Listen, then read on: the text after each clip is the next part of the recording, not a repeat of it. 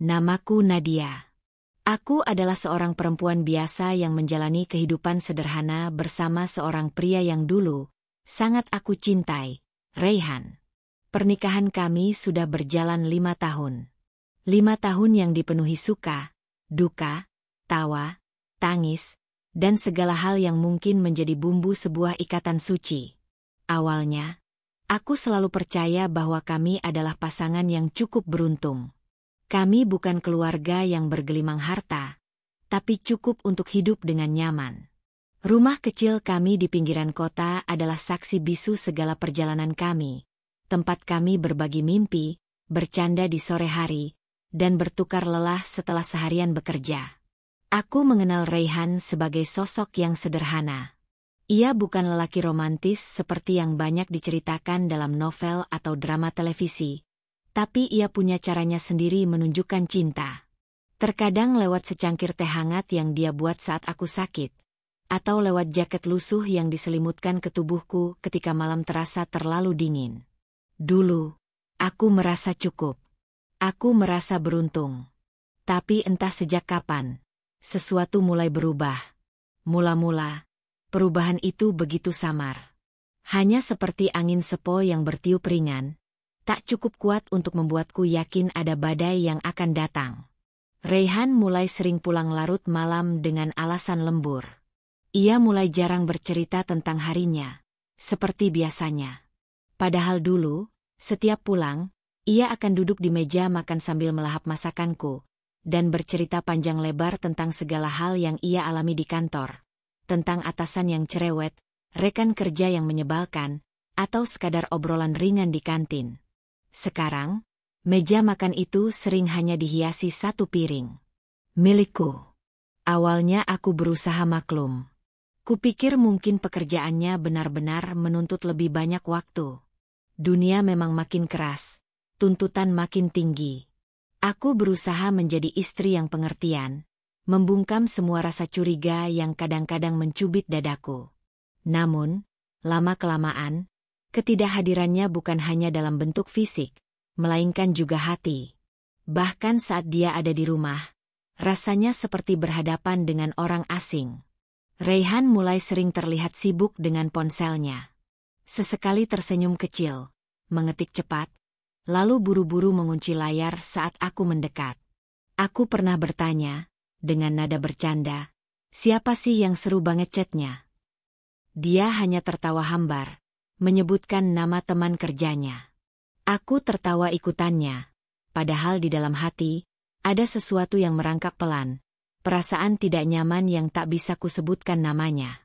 Aku tahu ada sesuatu yang berubah, tapi aku terlalu takut mengakuinya. Malam-malam kami yang biasanya dihabiskan dengan menonton film atau sekadar berbicara tentang hari esok, perlahan tergantikan oleh keheningan. Keheningan yang dingin, yang menusuk lebih dalam dari kata-kata kasar manapun. Pernah suatu malam, aku terbangun karena mendengar suara bisik-bisik. Aku mengintip dari balik pintu kamar. Raihan berdiri di balkon kecil kami, berbicara dengan seseorang lewat telepon. Suaranya rendah, nadanya lembut, nada yang dulu hanya menjadi milikku. Aku tidak bisa menangkap semua kata-katanya, tapi cukup untuk membuat hatiku remuk. Tawa kecilnya, desahan rindu yang berbisik. Aku kembali ke tempat tidur, berpura-pura tidur ketika dia masuk. Saat dia berbaring di sebelahku, aku menahan napas agar tubuhku tidak bergetar karena tangis yang kutahan. Namun, aku tetap bertahan. Aku berkata pada diriku sendiri, mungkin ini hanya fase. Mungkin aku terlalu sensitif. Mungkin aku terlalu mencintai, sampai takut kehilangan. Pagi-pagi berikutnya, aku menyiapkan sarapan seperti biasa. Menghidangkan teh manis kesukaannya. Tapi entah mengapa, Raihan tampak terburu-buru. Maaf, aku ada meeting pagi ini, katanya tanpa banyak menatapku. Aku hanya tersenyum kecil, membiarkannya pergi. Di balik senyumku, aku mulai menghitung berapa kali ia melewatkan sarapan buatan tanganku. Hari-hari berlalu. Aku mulai menemukan barang-barang kecil yang asing, seperti parfum berbeda di bajunya, atau bekas lipstik samar di kerah kemejanya. Tapi aku tetap diam. Aku membungkus semua kecurigaanku dalam doa, berharap bahwa semua itu hanya hayalan seorang istri yang terlalu cemas. Sampai pada suatu sore, Rayhan pulang dengan wajah cerah. Ada pesta kantor minggu depan, katanya. Tapi, kayaknya kamu gak usah ikut, Nat. Gak enak juga, temanya semi-formal. Kamu pasti capek berdandan. Aku hanya diam, berusaha mencerna kata-katanya. Dulu, setiap ada acara kantor, Rayhan selalu menggandengku dengan bangga. Membawaku ke antara kolega-koleganya, memperkenalkan aku sebagai istrinya. Lalu sekarang, dia malah melarangku datang. Alasan yang ia berikan terdengar terlalu dibuat-buat. Capek berdandan? Aku bukan tipe perempuan yang ribet soal penampilan. Justru aku selalu berusaha tampil sederhana, nyaman, dan tetap sopan.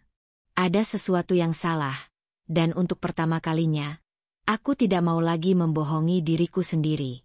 Malam itu, aku duduk sendiri di ruang tamu, menatap cangkir teh yang dingin di hadapanku.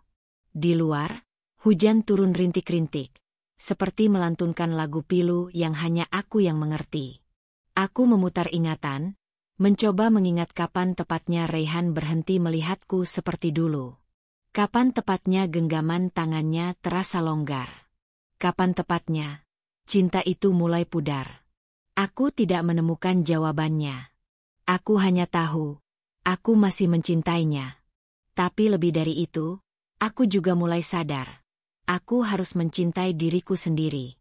Malam itu, untuk pertama kalinya, aku mengizinkan air mataku jatuh.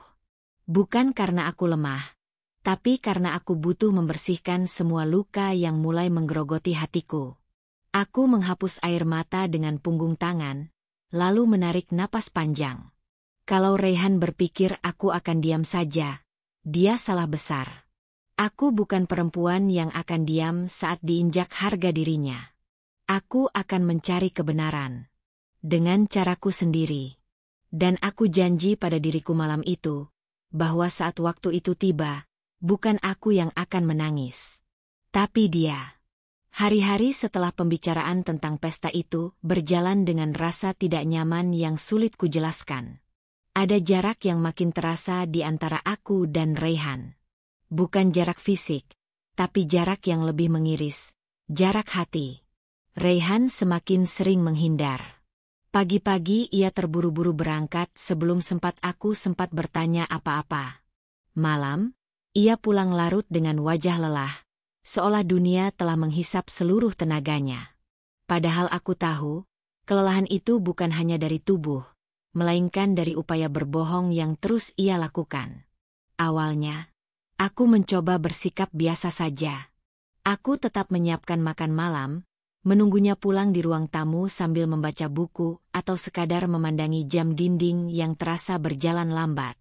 Namun, setiap suara deru motor di depan rumah hanya membuatku semakin sadar betapa sunyinya malam-malamku. Suatu malam, saat hujan rintik membasahi kaca jendela, Rayhan pulang dengan langkah berat. Aku mendekatinya, mengambilkan handuk, dan tanpa banyak tanya, menuntunnya ke dalam. Di wajahnya, aku melihat sekilas rasa bersalah. Tapi secepat kilat ia sembunyikan di balik senyum tipisnya. "Kamu belum tidur?" tanyanya datar. Aku menggeleng pelan. "Aku tungguin kamu. Mau makan?" Dia menggeleng cepat. "Udah makan di luar. Sama teman-teman kantor," katanya sambil melepas jaket yang basah. Ada aroma parfum samar yang tidak kukenali. Bukan wangi sabun mandinya, bukan juga pewangi pakaian kami. Lebih manis, lebih menyengat. Aku menahan diri untuk tidak bertanya. Seperti biasa, aku menelan kecurigaanku bersama teh manis yang semakin terasa pahit di lidahku. Keesokan harinya, aku memutuskan untuk membereskan lemari Rayhan. Hanya sekadar alasan untuk merasa sedikit lebih dekat dengannya. Tapi saat aku mengangkat salah satu kemeja favoritnya, aku menemukan sesuatu yang membuat jantungku berhenti sejenak.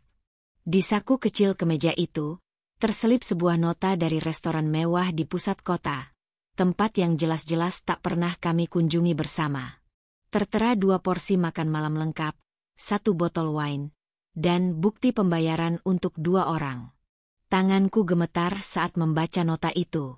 Bukan karena aku belum pernah melihat Rayhan mentraktir teman, tapi karena aku tahu, restoran itu bukan tempat untuk sekadar makan dengan rekan kerja. Tempat itu penuh dengan pasangan yang berkencan, dengan lilin kecil di meja dan musik lembut yang mendayu.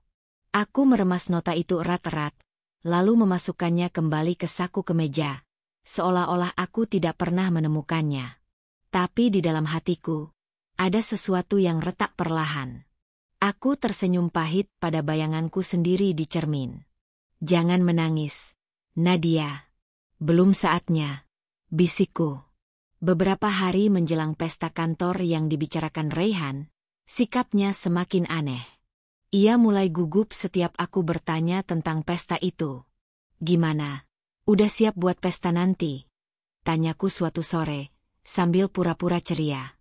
Rayhan langsung tersentak kecil. Ia menunduk, pura-pura sibuk dengan ponselnya. Iya, udah sih.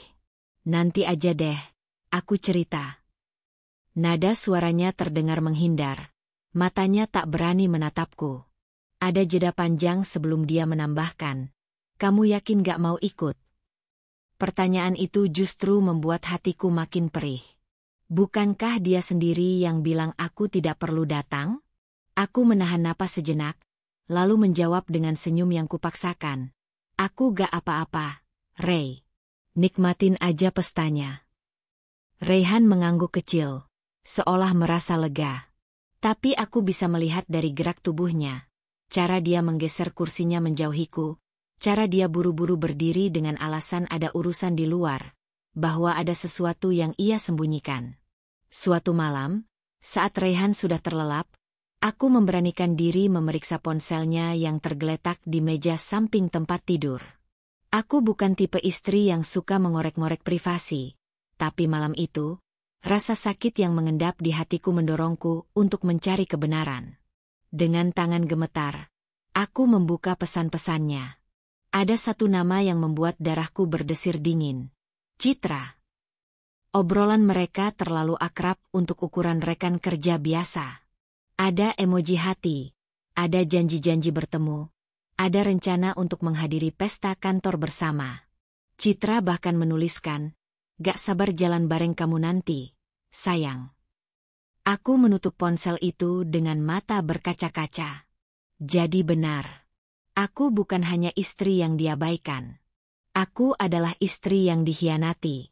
Pagi berikutnya, aku bersikap seolah-olah tidak terjadi apa-apa. Aku tetap membuatkan sarapan, tetap membukakan pintu saat ia berangkat kerja, tetap mengucapkan, "Hati-hati," dengan senyum palsu yang kupasang rapi. Dalam hatiku, aku sudah mengambil keputusan. Aku tidak akan menangis di sudut rumah. Aku tidak akan membiarkan Rayhan meremehkanku. Jika ia berpikir bahwa aku akan duduk manis di rumah sementara ia berjalan ke pesta menggandeng perempuan lain, maka dia benar-benar belum mengenalku. Aku akan menunjukkan siapa Nadia sebenarnya. 3 hari menjelang pesta, Rayhan semakin sering pergi tanpa kabar. Ia beralasan ada rapat, ada lembur, ada persiapan acara.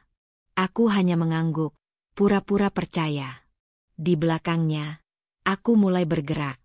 Aku menghubungi temanku, Dina, yang bekerja paruh waktu di restoran tempat pesta kantor Rayhan diadakan. Dina adalah sahabatku sejak kuliah. Orang yang kukenal bisa dipercaya. "Aku butuh bantuanmu," kataku lirih di telepon.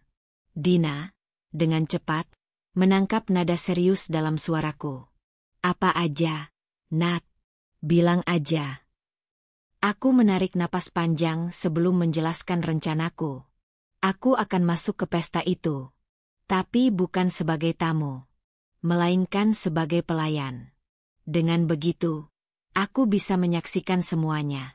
Melihat dengan mata kepala sendiri siapa perempuan itu, dan apa yang Rayhan sembunyikan. Aku akan merekam semua bukti, dan saat waktunya tepat, aku akan mempermalukan Raihan di hadapan seluruh keluarganya. Bukan balas dendam semata. Ini tentang harga diriku. Dina mengatur semuanya dengan cepat. Ia berbicara pada manajer restoran, menyamarkan identitasku sebagai pekerja paruh waktu tambahan untuk malam itu. Aku diberi seragam hitam putih sederhana, lengkap dengan celemek kecil di pinggang. Saat aku bercermin memakai seragam itu untuk pertama kalinya, aku hampir tidak mengenali diriku sendiri. Aku bukan lagi Nadia, istri Raihan yang setia. Aku adalah perempuan yang siap berdiri di balik semua kemunafikan ini, dan merebut kembali kehormatanku. Malam pesta pun tiba. Aku mengenakan seragam, merapikan rambutku dalam sanggul sederhana, dan menyembunyikan kamera kecil di saku celemek. Dina membantuku menyelinap masuk melalui pintu belakang. Suasana restoran gemerlap oleh lampu gantung kristal dan alunan musik jazz yang lembut. Aku berjalan dengan baki kosong di tangan, menyamar di antara para pelayan lain. Di kejauhan, aku melihat Raihan. Dia tampak tampan malam itu, mengenakan setelan jas hitam yang dulu kubelikan untuk ulang tahunnya. Di sebelahnya, berdiri seorang perempuan muda dengan gaun merah terang, Citra. Mereka tertawa, berbicara akrab. Sesekali Raihan menggenggam tangan Citra dengan mesra, seolah-olah dunia hanya milik mereka berdua.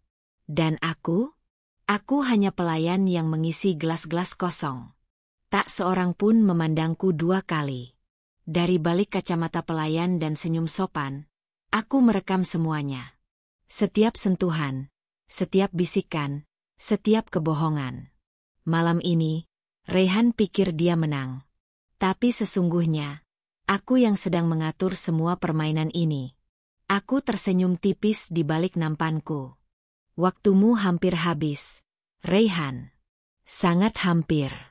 Hari itu, matahari bersinar terik, seolah-olah langit sendiri ingin membakar dunia di bawahnya. Aku duduk di ruang tamu, menunggu Raihan pulang dari kantor seperti biasa. Jemariku sibuk mengelus permukaan sofa yang sudah mulai usang, sementara pikiranku melayang-layang ke segala kemungkinan. Sejak beberapa minggu terakhir, hubungan kami terasa hambar.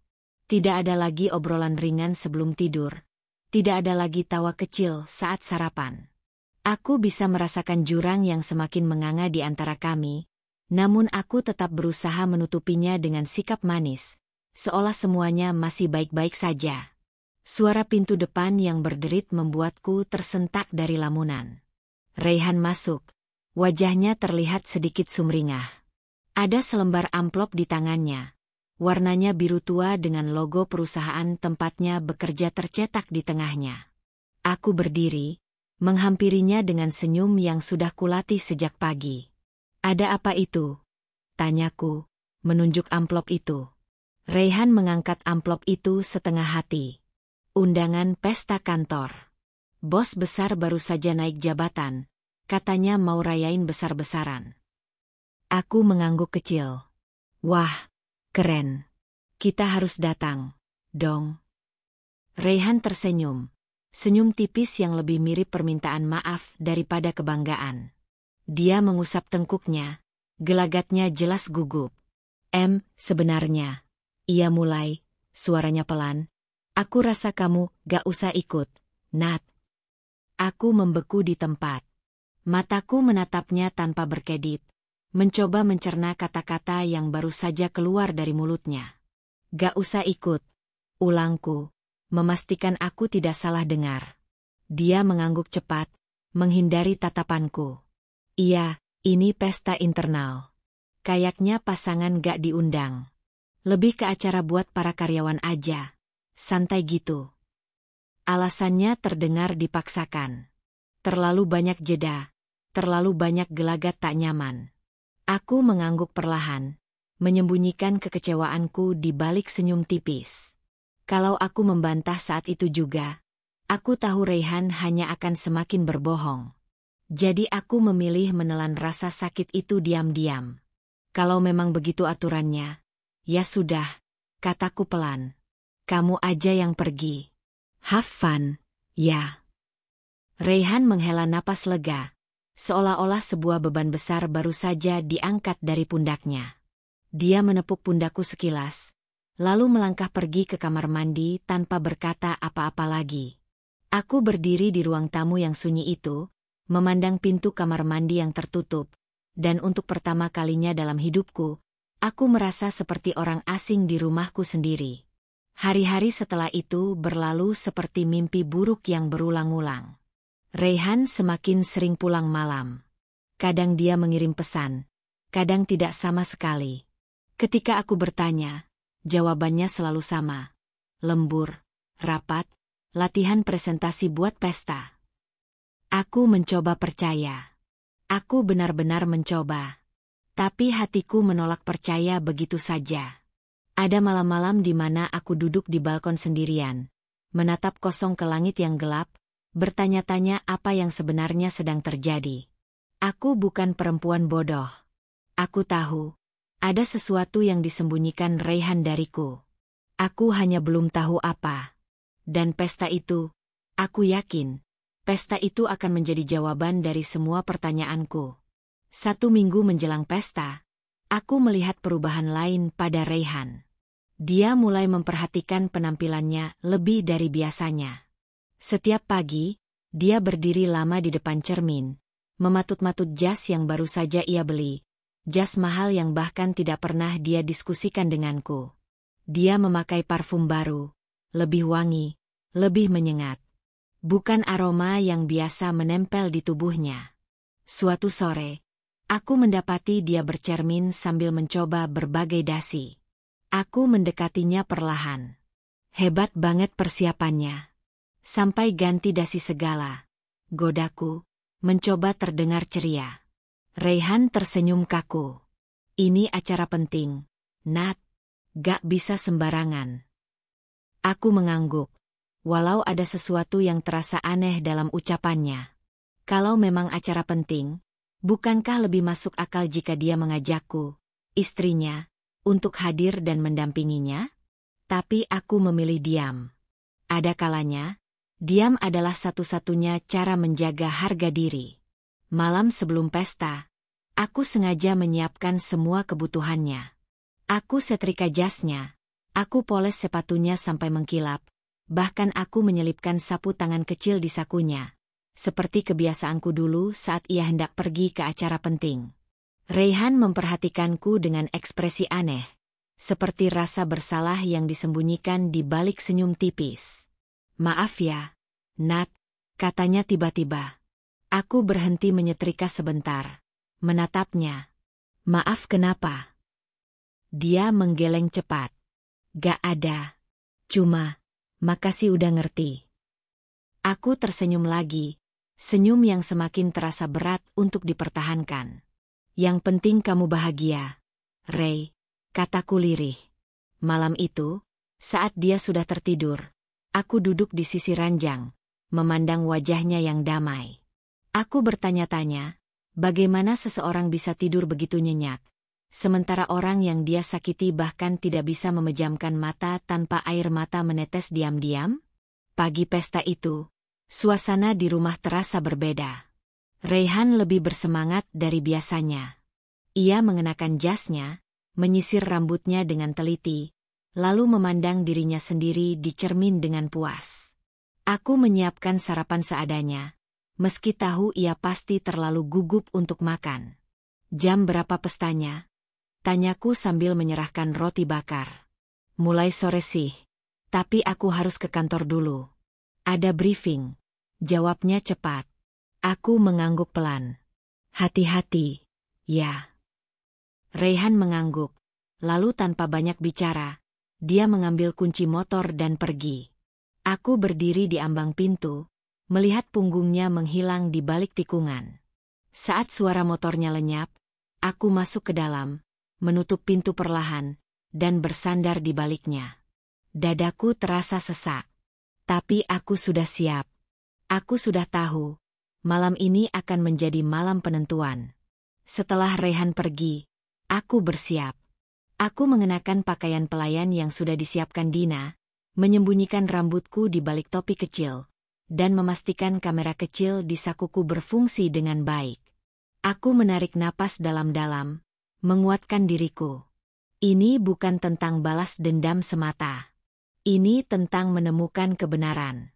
Tentang membebaskan diriku dari hubungan yang sudah retak tapi dipaksakan tetap utuh. Dengan langkah mantap, aku keluar dari rumah, menumpang taksi menuju restoran tempat pesta itu diadakan. Dari balik kaca jendela mobil, aku melihat langit mulai berwarna jingga. Senja yang indah, pikirku getir. Senja yang akan menjadi saksi dari runtuhnya semua kepura-puraan. Restoran tempat pesta itu berlangsung terletak di pusat kota, berdiri megah dengan lampu-lampu kristal yang berkilauan di sepanjang jendelanya. Dari kejauhan, bangunannya sudah tampak ramai, dipenuhi oleh para tamu berpakaian rapi, tawa mereka membahana, menyatu dengan alunan musik jazz yang mengalun dari dalam. Aku berdiri di area belakang restoran, mengenakan seragam pelayan berwarna putih polos dengan celemek hitam. Topi kecil menutupi rambutku, dan kamera kecil tersembunyi rapi di bagian dalam celemek, hanya menyisakan lensa mungil yang menghadap ke depan. Jantungku berdegup keras. Tanganku gemetar saat merapikan serbet di nampan, berusaha sebisa mungkin menyatu dengan keramaian. Aku sudah bertekad. Malam ini, aku akan membuka mataku sendiri, melihat, mendengar, merekam, dan membuktikan semuanya tanpa perlu bertanya-tanya lagi. Tak lama setelah aku masuk ke ruang pesta, mataku langsung mencari-cari sosok Rayhan. Dan disitulah dia. Rayhan baru saja tiba di lobi restoran, mengenakan jas abu-abu yang kusetrika sendiri semalam. Wajahnya tampak santai, penuh percaya diri, seolah tidak ada beban apapun yang menghantui pikirannya. Namun bukan itu yang membuat dadaku terasa diremas. Di sampingnya, melingkar manja di lengannya, ada seorang perempuan cantik bergaun merah menyala. Rambutnya panjang bergelombang, sepatunya berhak tinggi, dan senyumnya begitu memikat. Aku hampir menjatuhkan nampanku saat melihat mereka. "Siapa dia?" bisikku, meski tak ada siapapun yang bisa mendengarku. Aku mengendap-endap mendekat, menundukkan kepala seolah-olah aku hanya pelayan biasa yang tak penting. Percakapan mereka samar-samar mulai terdengar.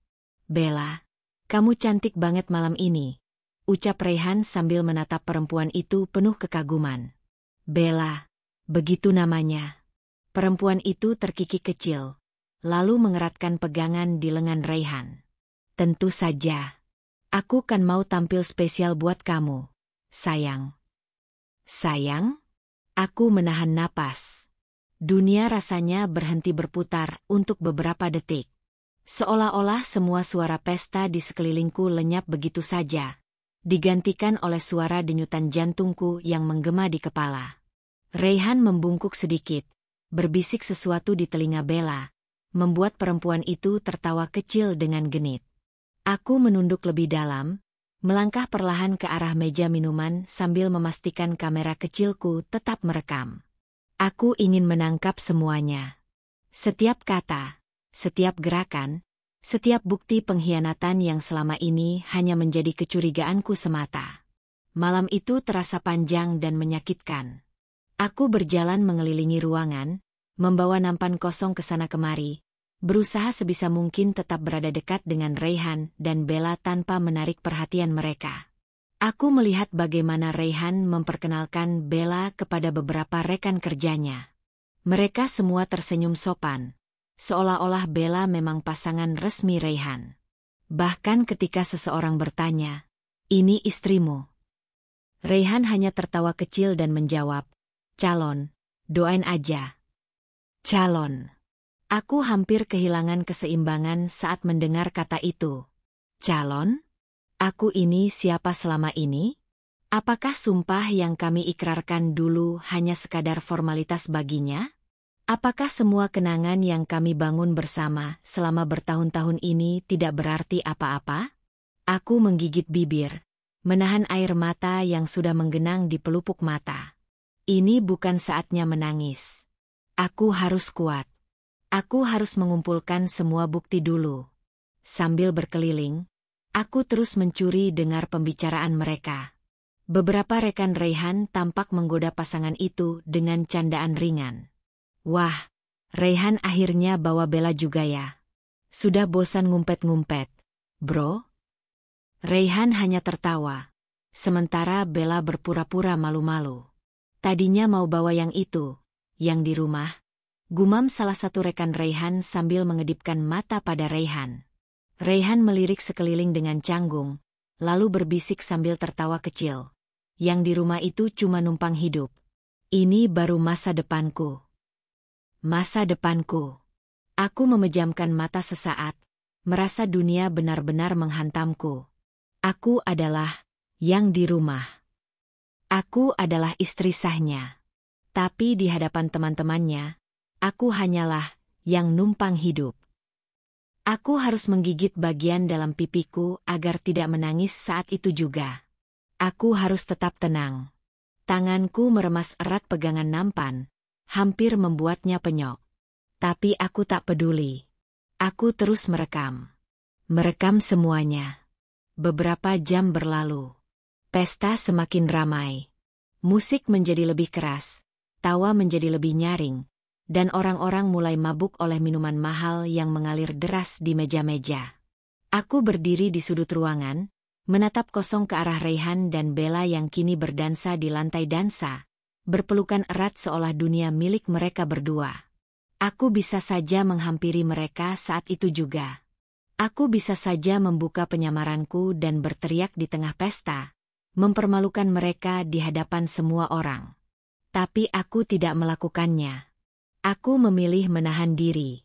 Aku memilih membiarkan mereka larut dalam kebohongan mereka sendiri, sementara aku mengumpulkan semua senjata untuk menyerang mereka di saat yang paling tepat.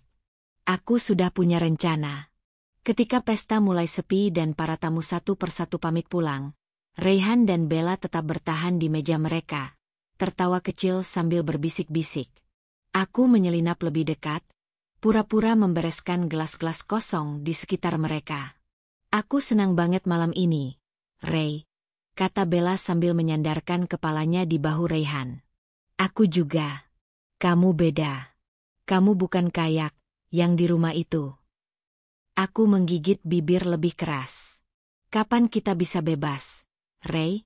Bisik Bella manja. Aku capek jadi rahasia terus. Raihan menghela napas panjang.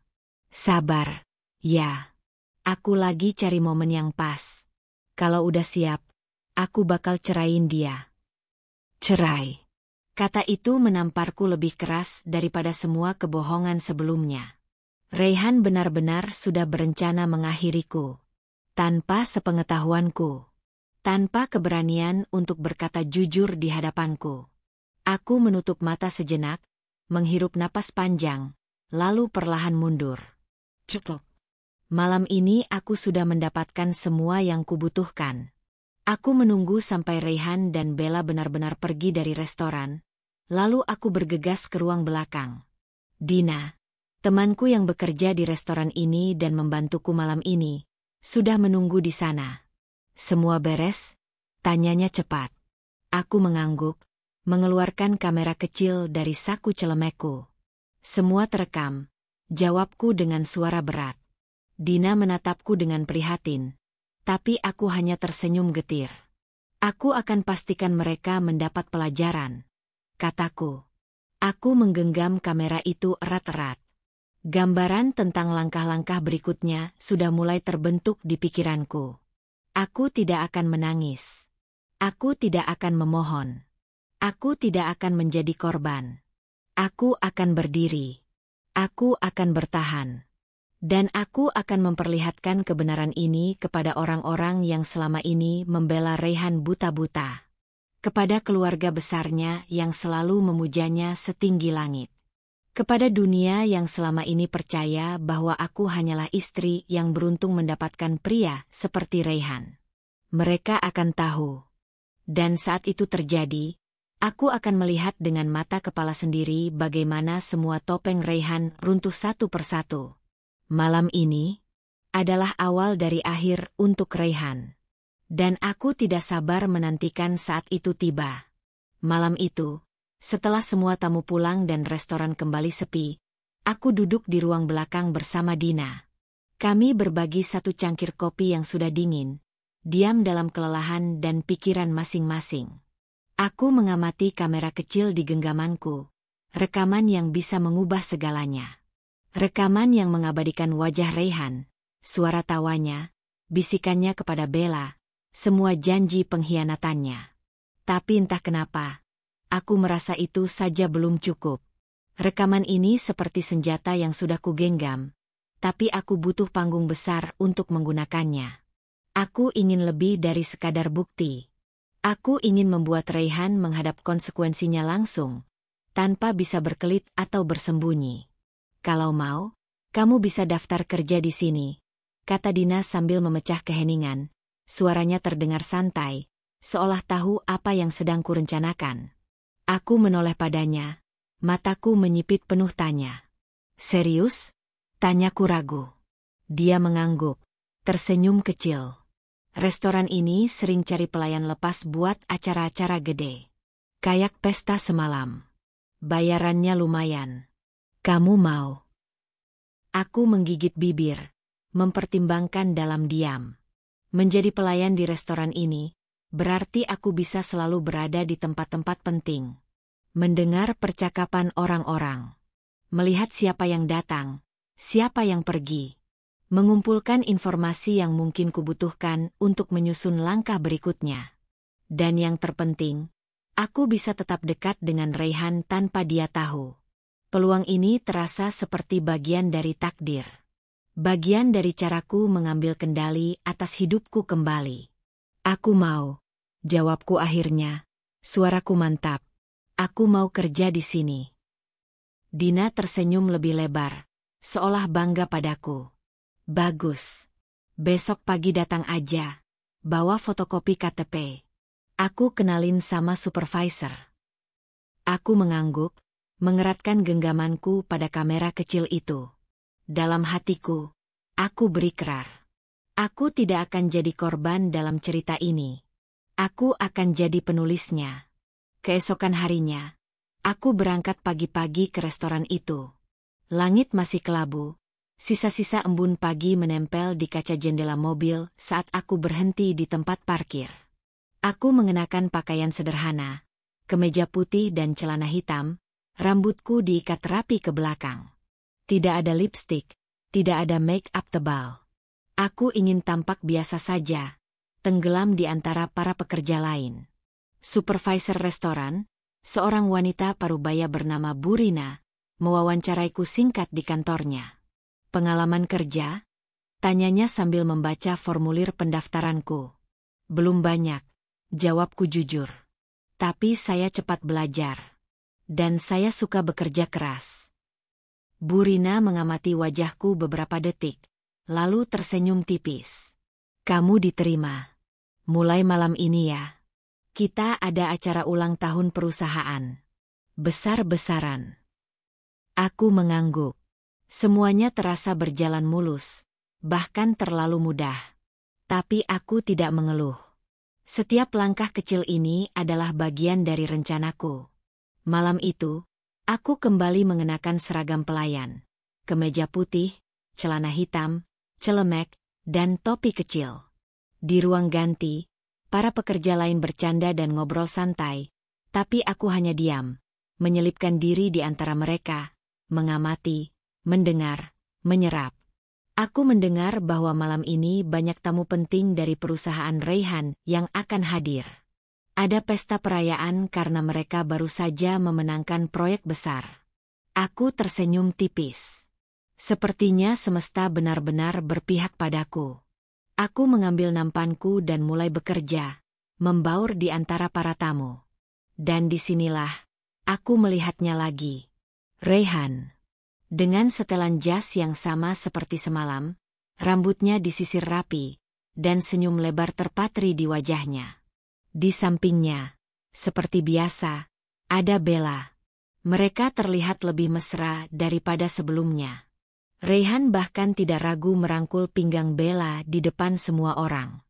Aku berjalan melewati mereka dengan kepala tertunduk, hanya sekilas melirik.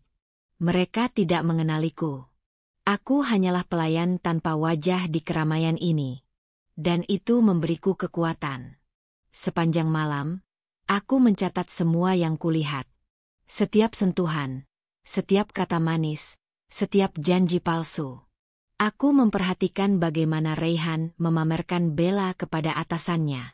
Bagaimana mereka tertawa bersama, berfoto bersama, seolah-olah mereka pasangan sah. Aku juga memperhatikan reaksi teman-teman Raihan. Beberapa tampak tidak nyaman, beberapa hanya pura-pura tidak peduli. Aku tahu, tidak semua dari mereka buta. Beberapa pasti tahu kebenaran. Tapi mereka memilih diam. Karena lebih mudah begitu. Karena mempertanyakan Raihan berarti ikut terseret dalam drama yang tidak mereka inginkan. Aku menghela napas pelan. Orang-orang memang begitu. Mereka akan membiarkan ketidakadilan terjadi, selama itu tidak menimpa mereka. Saat pesta hampir usai, aku melihat kesempatan yang kutunggu-tunggu. Raihan dan Bella sedang berfoto bersama di photobooth. Mereka tertawa, berpose mesra, tak menyadari dunia di sekeliling mereka. Aku mendekat dengan nampan berisi minuman. Saat berdiri cukup dekat, aku mengaktifkan kamera kecilku lagi, merekam adegan itu. Aku juga mendengar Bella berbisik di telinga Raihan. Aku nggak sabar nunggu kamu ninggalin istrimu. Dan Raihan membalas dengan suara rendah. Sedikit lagi, sayang. Sabar, ya. Sedikit lagi. Aku menggenggam kuat nampan di tanganku. Aku merasa mual, marah, tapi juga bersemangat. Karena semakin banyak bukti yang kukumpulkan, semakin kuat posisiku. Semakin dekat aku pada keadilan yang pantas kudapatkan. Malam itu, sepulang kerja, aku membuka semua rekaman di laptop kecilku. Aku memotong bagian-bagian penting. Aku menyusunnya seperti potongan puzzle, membentuk sebuah cerita utuh. Cerita tentang Raihan. Tentang kebohongan-kebohongannya. Tentang pengkhianatannya. Aku juga mulai membuat daftar. Daftar orang-orang penting di keluarga Raihan. Nama-nama yang akan hadir di acara besar keluarga mereka minggu depan. Perayaan ulang tahun pernikahan orang tua Raihan yang ke-30 tahun. Semua keluarga besar akan datang. Itu akan menjadi panggung yang sempurna. Di depan semua orang. Di hadapan keluarganya. Di hadapan orang tuanya yang selalu membanggakan Raihan sebagai anak kebanggaan. Aku akan memperlihatkan semuanya. Aku akan membuka semua topeng itu. Dan kali ini, aku tidak akan menangis. Aku tidak akan berteriak. Aku akan melakukannya dengan kepala tegak. Dengan bukti. Dengan elegan. Dan setelah itu, aku akan pergi dari hidup Raihan. Dengan harga diriku utuh. Beberapa hari berikutnya, aku bekerja keras, memperlancar semua rencanaku. Aku bahkan meminta bantuan Dina untuk memastikan aku mendapatkan akses ke restoran tempat acara keluarga Raihan akan diadakan. Dengan berpura-pura menjadi pelayan biasa, aku akan berada di sana, di saat yang paling menentukan. Aku juga menyiapkan surat gugatan cerai, berkonsultasi dengan seorang pengacara yang kusewa diam-diam. Aku tahu, setelah semua ini terbuka, Raihan akan mencari 1000 alasan untuk bertahan, untuk membela diri. Tapi aku tidak akan memberinya kesempatan. Semua sudah kuatur. Skenarionya sudah tersusun rapi. Dan aku tidak sabar untuk melihat bagaimana Raihan menerima semua yang selama ini ia tanamkan. Malam itu, sebelum tidur, aku menatap langit-langit kamar. Untuk pertama kalinya dalam waktu yang lama, aku merasa tenang. Aku tidak takut lagi. Aku tidak bimbang lagi. Aku sudah memilih jalanku. Dan aku siap melangkah ke panggungku sendiri. Dengan atau tanpa Raihan. Hari itu datang lebih cepat dari yang kuduga. Pagi-pagi sekali, Aku sudah berdiri di depan restoran megah tempat acara keluarga Raihan akan diadakan. Udara masih dingin, embun menempel di daun-daun kecil sepanjang jalan, dan langit tampak berwarna abu-abu, seolah ikut menahan napas bersamaku. Seragam pelayan sudah melekat di tubuhku. Kemeja putih bersih, celemek hitam, celana kain gelap, dan rambutku diikat rapi ke belakang. Aku melihat bayanganku sendiri di kaca jendela restoran.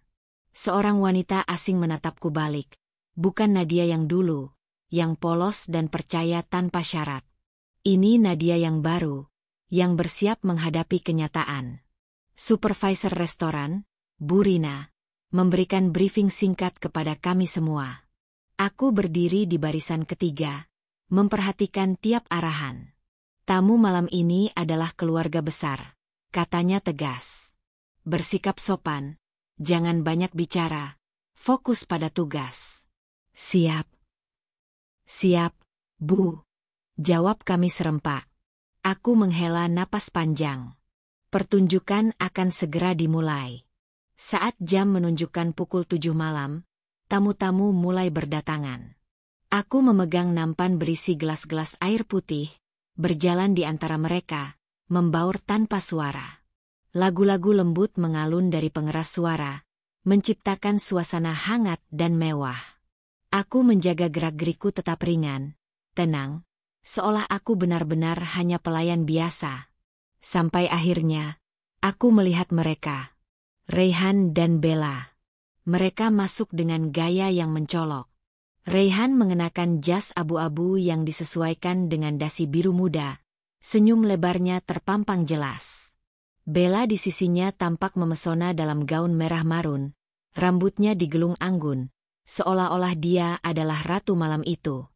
Aku berdiri membeku sejenak, membiarkan pandanganku merekam mereka. Raihan tampak bangga. Sangat bangga, seolah-olah tidak ada beban dosa di pundaknya. Aku menggigit bibir bawahku, menahan gejolak dalam dada. Tidak sekarang, Nadia. Ini belum waktunya. Dengan langkah ringan, aku mendekat, menawarkan minuman dengan kepala sedikit tertunduk. Tuan, Nona, mau minum? Suaraku dibuat serendah mungkin, tak ingin memancing perhatian. Raihan melirik sekilas, lalu mengambil satu gelas tanpa benar-benar memperhatikan wajahku. Bella mengangguk sopan tanpa senyum. Aku bisa merasakan panasnya penghinaan mengalir di nadiku. Mereka, bahkan tidak sadar aku ada di hadapan mereka. Mereka terlalu sibuk menikmati dunia palsu yang mereka ciptakan bersama. Aku mundur perlahan, menyelinap kembali ke antara kerumunan tamu. Hatiku berdebar keras namun wajahku tetap tenang. Ini sempurna. Aku bisa mengamati mereka dari dekat tanpa kecurigaan. Malam semakin larut. Acara makan malam dimulai, dan aku mendapat tugas mengantar hidangan utama ke meja VIP, tempat Raihan, Bella, dan keluarga besar Raihan duduk. Aku mengambil piring-piring mewah dari dapur, menyusunnya di atas nampan besar, lalu berjalan perlahan menuju meja mereka. Saat aku meletakkan hidangan di depan mereka satu persatu, aku mendengar percakapan kecil di antara keluarga. Akhirnya Raihan bawa pasangan ke acara keluarga, komentar seorang tante parubaya sambil tersenyum lebar. Baguslah, kapan nih kenalan resminya? Goda pamannya. Bella tertawa kecil, malu-malu. Raihan hanya mengangguk sambil tersenyum penuh percaya diri. Aku ingin tertawa mendengarnya. Pasangan? Kenalan resmi? Padahal Raihan bahkan belum resmi menceraikanku. Bagaimana bisa dia begitu berani? Bagaimana bisa dia dengan santainya membangun kebohongan baru di atas reruntuhan hidupku? Aku berbalik cepat, berjalan kembali ke dapur sebelum amarahku menguasai wajahku. Aku butuh menjaga kesabaran. Sebentar lagi, semua akan terbalik. Setelah semua hidangan utama disajikan, acara dilanjutkan dengan pemotongan kue ulang tahun pernikahan orang tua Raihan. Semua tamu berdiri, bertepuk tangan, mengambil foto. Aku berdiri di sudut ruangan, nampan kosong di tanganku, mataku tak lepas dari Raihan dan Bella. Mereka tampak begitu sempurna. Tapi aku tahu, tak lama lagi, topeng itu akan jatuh. Sambil menunggu waktu yang tepat, aku menyelinap ke balik layar, menuju ruang kontrol restoran. Dina sudah membantuku sebelumnya, menunjukkan pintu kecil tersembunyi di dekat dapur yang langsung mengarah ke ruangan itu. Di dalamnya, ada layar-layar CCTV, komputer, dan perangkat audio restoran. Aku membuka flash disk kecil yang sudah kupersiapkan. Isinya? Video-video rekaman Rayhan dan Bella, semua bukti pengkhianatan mereka. Dengan tangan gemetar, aku menancapkan flash disk itu ke komputer utama. Aku menarik napas dalam-dalam, menahan emosi yang hampir meledak. Kemudian, aku mengganti file presentasi slideshow acara dengan video bukti itu. Saat semua tamu bersulang, saat semua mata tertuju ke layar lebar di ruang pesta, mereka akan melihat siapa Rayhan sebenarnya. Semua kebenaran akan tumpah ruah. Aku kembali ke ruang pesta seolah tidak terjadi apa-apa, menyusup di antara para pelayan lain. Lampu ruangan diredupkan, semua tamu mulai menghadap layar besar yang tergantung di atas panggung. Aku berdiri di pojok ruangan, jantungku berdegup kencang, tangan menggenggam erat celemekku.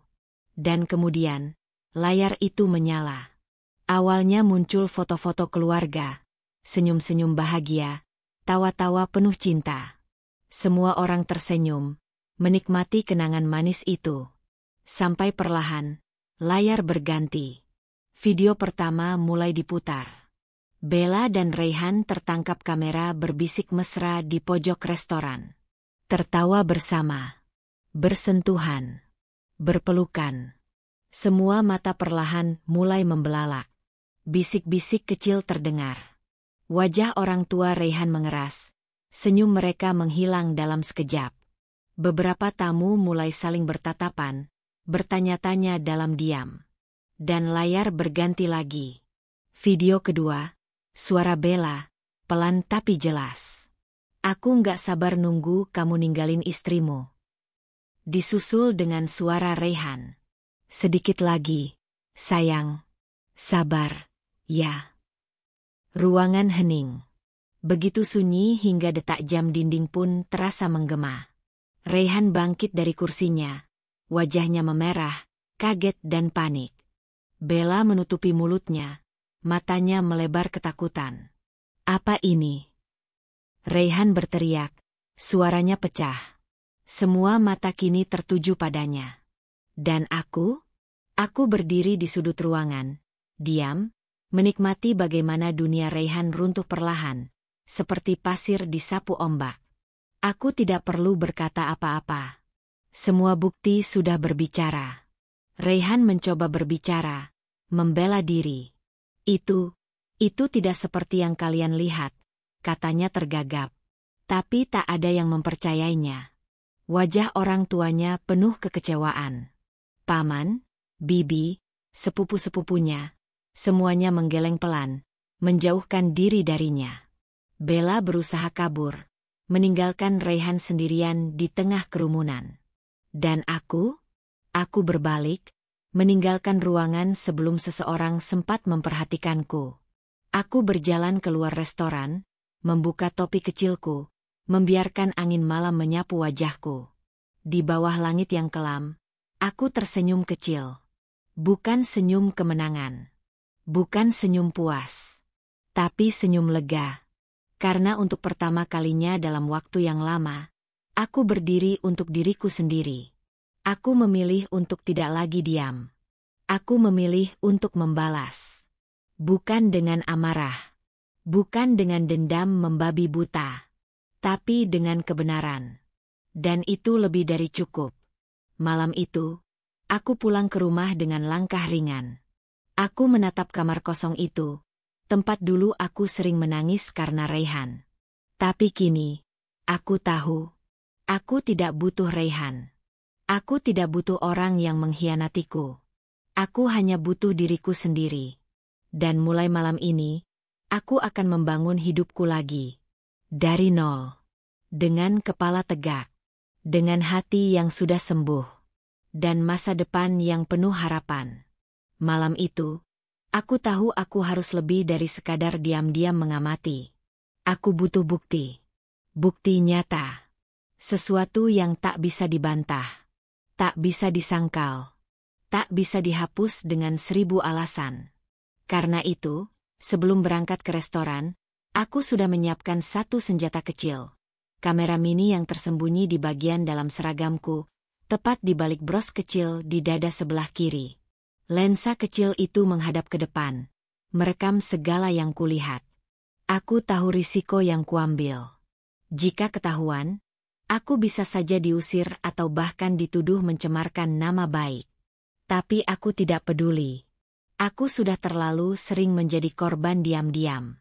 Sudah terlalu lama membiarkan Raihan dan Bella melenggang di atas kehancuran hidupku.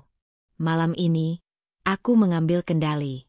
Sejak awal pesta, aku sudah mengaktifkan kamera itu. Setiap langkah Raihan dan Bella, setiap sentuhan mereka, terekam jelas di dalam alat kecil itu. Mereka benar-benar tak tahu diri. Sama sekali tidak menyadari keberadaanku. Mereka berdiri berdekatan hampir sepanjang acara. Raihan tak henti-hentinya membisikkan sesuatu ke telinga Bella, membuat wanita itu cekikikan geli. Tangannya sesekali menyentuh pinggang Bella, seolah Bella sudah sah menjadi miliknya di depan semua orang. Aku berdiri tak jauh dari mereka, berpura-pura sibuk membawa nampan kosong. Dari sudut pandangku, aku merekam setiap detik kebohongan mereka. Tak ada rasa bersalah di wajah Raihan. Tak ada rasa hormat terhadap masa lalu yang pernah kami bagi bersama. Yang ada hanya kepuasan egois. Aku mengepalkan tangan di balik celemek. Bukan karena marah. Tapi karena tekadku semakin menguat. Aku akan menunjukkan siapa mereka sebenarnya. Saat sesi dansa santai dimulai, Bella menarik tangan Raihan ke tengah lantai dansa. Lampu-lampu berpendar lembut, menciptakan bayangan romantis. Musik mengalun pelan. Mereka berdansa dalam pelukan erat, tertawa pelan seolah dunia hanya milik mereka berdua. Aku perlahan mendekat, mengitari ruangan sambil mengisi gelas-gelas kosong. Dari jarak cukup dekat, aku bisa mendengar percakapan mereka. "Kamu janji, ya?" Bisik Bella manja, suaranya nyaris tak terdengar. "Aku janji, sayang." "Sedikit lagi, semuanya beres," jawab Raihan, menatapnya penuh nafsu. Aku menunduk sedikit, memastikan kamera di seragamku menangkap ekspresi mereka. Kepalaku menunduk, tapi mataku terbuka lebar. Menangkap bukti pengkhianatan itu sejelas-jelasnya. Tiap kalimat, tiap tatapan, tiap sentuhan. Bukti ini akan menghancurkan kebohongan mereka. Tak lama setelah itu, aku menyelinap ke sudut ruangan, berpura-pura merapikan meja. Aku membuka ponselku sekilas, memastikan kamera kecil itu masih aktif. Baterai masih penuh. Memori cukup. Semuanya berjalan sesuai rencana. Malam ini, aku tidak hanya akan meninggalkan luka lama. Aku akan membawa pulang bukti yang bisa menghapus semua keraguan. Tak akan ada lagi kata, "mungkin," atau "siapa tahu," dari mulut Raihan. Tak akan ada lagi kebohongan manis. Hanya kebenaran telanjang. Dan dunia akan tahu siapa Raihan sebenarnya. Sekitar pukul 10 malam, pesta mulai mereda. Tamu-tamu satu persatu pamit pulang. Aku tetap bertahan, tetap menjalankan peran sebagai pelayan, tetap tak terlihat. Hingga akhirnya, Raihan dan Bella pergi ke balkon luar restoran. Tempat itu sepi. Tempat sempurna untuk sebuah rahasia kecil. Aku mengikuti mereka dari kejauhan, berpura-pura menyapu lantai dekat pintu balkon. Dari balik kaca, aku melihatnya. Raihan menarik Bella ke dalam pelukannya. Mereka berciuman. Panjang. Dalam. Tanpa rasa bersalah sedikit pun. Aku merasa dunia berhenti berputar sejenak. Sakit? Ya. Tapi lebih dari itu, ada rasa lega aneh yang mengalir di dalam diriku. Karena akhirnya, semua topeng benar-benar jatuh. Aku tak lagi perlu ragu. Tak lagi perlu mempertanyakan apa-apa. Aku sudah punya jawabannya. Dan kamera kecil di dadaku merekam semuanya dengan setia. Malam itu, setelah semua tamu pulang, aku juga berpamitan dari restoran. Supervisor memberiku senyum tipis dan amplop berisi upah kerja lepas malam itu. Aku menerimanya dengan anggukan sopan.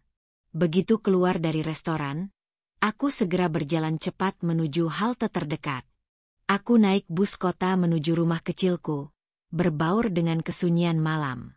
Dalam perjalanan, aku membuka kamera kecil itu, memindahkan semua rekaman ke laptopku. Aku menonton ulang videonya. Menahan nafas. Menahan emosi.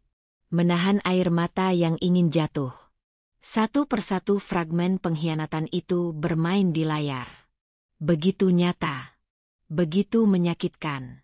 Tapi juga, begitu membebaskan.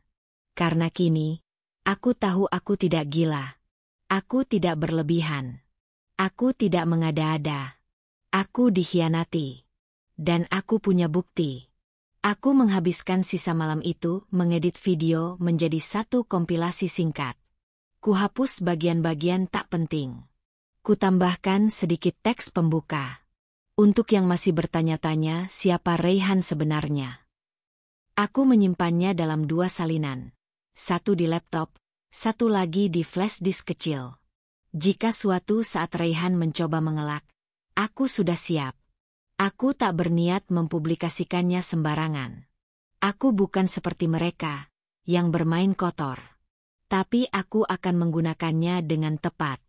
Saat Reyhan mencoba lagi memutarbalikkan cerita. Saat Bella mencoba lagi bermain korban. Saat dunia mencoba lagi membuatku tampak bersalah. Aku akan mengeluarkan bukti ini. Dan tidak akan ada satupun dari mereka yang bisa bersembunyi lagi. Pagi itu, untuk pertama kalinya dalam waktu yang lama, aku tidur dengan tenang. Aku memeluk diriku sendiri dalam gelap, mengucapkan janji dalam hati. Ini baru permulaan, Nadia. Kamu akan bangkit. Kamu akan menang. Bukan karena kamu membalas dengan kebencian. Tapi karena kamu memilih membela dirimu sendiri. Aku tersenyum kecil sebelum memejamkan mata. Malam panjang telah berlalu. Fajar baru menantiku. Dan aku siap menyambutnya. Dengan bukti kebenaran di tanganku. Dengan harga diri yang kembali utuh. Dan dengan hati yang perlahan mulai belajar untuk sembuh. Pagi itu, sepertinya dunia terasa sedikit lebih cerah. Atau mungkin itu hanya perasaanku saja. Namun, apa yang kurasakan dalam hatiku jauh lebih terang daripada biasanya. Rasa sakit yang dulu selalu menggelayuti pikiranku kini berganti dengan sebuah perasaan yang lebih kuat. Perasaan untuk bangkit. Aku duduk di meja kerjaku, membuka laptop dengan tangan yang terasa lebih ringan daripada hari-hari sebelumnya. Di layar, aku melihat deretan video dan foto yang telah kukumpulkan dari malam pesta itu. Rekaman itu jelas, tanpa celah. Setiap gerakan Reyhan, setiap ciuman dengan Bella, semuanya terekam dengan sempurna. Aku juga menambahkan beberapa cuplikan percakapan mereka yang sempat kudengar. Namun, aku tahu satu hal. Aku tidak bisa hanya sekadar memamerkan bukti ini begitu saja. Aku harus mempersiapkannya dengan hati-hati. Membuatnya tampak tidak hanya seperti sebuah rekaman, tapi sebuah kejutan besar yang tak bisa dibantah. Aku tak ingin ada ruang bagi mereka untuk berkelit, untuk menutupi kebohongan mereka dengan alasan kosong. Dengan hati-hati, aku mulai mengedit video tersebut. Aku tidak menambah banyak, hanya memotong beberapa bagian yang kurang relevan dan menambahkan teks kecil di beberapa bagian penting. Teks yang mempertegas bahwa ini adalah bukti pengkhianatan yang tak dapat disangkal. Kutambahkan efek perlahan saat Reyhan dan Bella berciuman, memutar ulang gambar itu beberapa kali, memperlihatkan wajah mereka yang begitu tak berdosa, seakan dunia mereka tak tahu tentang siapa mereka sebenarnya. Aku tersenyum miring saat menambahkan narasi teks yang kutulis dengan tangan gemetar. Untuk semua yang berpendapat aku berlebihan, berikut ini adalah fakta yang tidak bisa diputarbalikkan. Aku mengulangnya beberapa kali, memastikan semua kata-kata yang ada tidak menyisakan ruang untuk interpretasi. Setiap teks yang kutambahkan, setiap cuplikan gambar, adalah sebuah senjata yang siap dilepaskan pada waktunya. Ketika video itu selesai, aku menontonnya sekali lagi. Tidak ada rasa marah di dalam diriku, hanya rasa lega. Aku merasa bebas. Bebas dari bayang-bayang kebohongan mereka yang selama ini menghantui hidupku. Tak ada lagi ruang untuk penyesalan atau keraguan. Semua sudah tertulis jelas di layar. Namun, ada satu langkah terakhir yang harus kulakukan. Aku harus mempersiapkan bukti ini dengan hati-hati, memastikan tidak ada yang bisa menghapus jejaknya. Aku menyalin file video tersebut ke dalam flash disk yang sudah kutiapkan. Setelah itu, aku menyimpan salinan cadangan di penyimpanan cloud pribadi, agar file ini tetap aman jika terjadi sesuatu yang tidak diinginkan. Aku memandangi layar beberapa saat, merasa kemenangan kecil itu mengalir dalam diriku. Tapi di balik rasa lega itu, aku tahu ini baru permulaan. Aku belum selesai. Aku tidak akan membiarkan mereka keluar begitu saja, melanjutkan hidup mereka seolah tidak ada yang terjadi. Siang itu, Rayhan menghubungiku. Suaranya terdengar seperti biasa, namun ada yang berbeda. Suaranya agak kaku, seolah dia merasa cemas. Seperti ada sesuatu yang tidak bisa dia katakan langsung. "Hai, Nadia," sapa Rayhan, suaranya sedikit bergetar. Ada yang ingin kubicarakan." Aku tak langsung menjawab. Aku hanya diam, mendengarkan dia melanjutkan kata-katanya. "Jadi gini," lanjutnya. "Aku tahu mungkin kamu merasa aku aneh belakangan ini. Aku minta maaf kalau aku agak jauh. Aku cuma butuh waktu untuk berpikir." Aku menahan nafas. Ada apa sebenarnya? Aku bisa merasakan kebingungannya dari ujung telepon. Tapi aku tahu, ini bukan waktunya untuk menunjukkan kelemahan. Aku tahu persis apa yang harus kulakukan. Apa yang perlu dipikirkan. "Rayhan," jawabku datar. "Kau hanya harus bertanggung jawab dengan perbuatanmu." Aku bisa mendengar dia terdiam sejenak. Seperti tersengat, dia seolah terkejut dengan jawabanku yang tanpa emosi. Aku tak memberi ruang bagi penyesalan palsu. Semua sudah terlalu jelas, bahkan untuk seseorang seperti Rayhan. "Nadia, aku minta maaf kalau aku ada salah," katanya terbata-bata. "Aku tahu aku telah membuatmu merasa buruk. Tapi aku benar-benar berusaha." "Berusaha?" potongku cepat. "Berusaha dengan apa? Berusaha untuk menduakan aku? Berusaha untuk menghancurkan kita?" Tiba-tiba, dia terdiam lebih lama. Aku bisa mendengar nafasnya yang berat. Sepertinya dia tak tahu harus bagaimana lagi menghadapi aku yang begitu tegas. "Aku tahu kamu pasti marah," katanya setelah beberapa detik. "Tapi aku akan memperbaikinya. Aku ingin memperbaikinya, Nadia." Aku merasa sakit mendengarnya.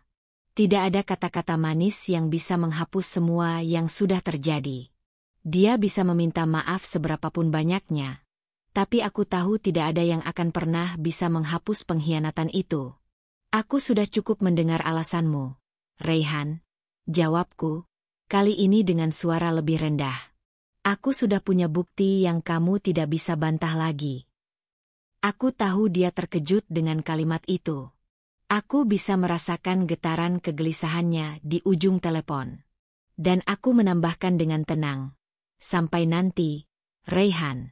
Kita akan bicara lebih banyak, tapi kali ini dengan cara yang berbeda." Dan begitu saja, aku menutup telepon. Aku duduk kembali di meja kerjaku.